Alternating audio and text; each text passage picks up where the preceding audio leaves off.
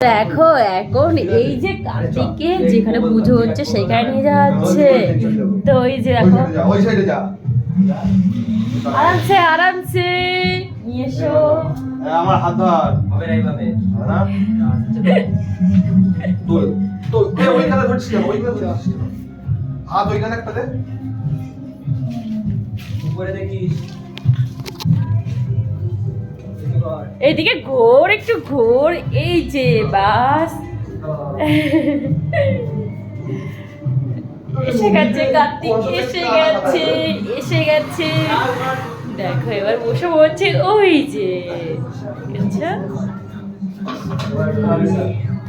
তো এবার দেখো কার্তিকের চোখ খোলা হচ্ছে।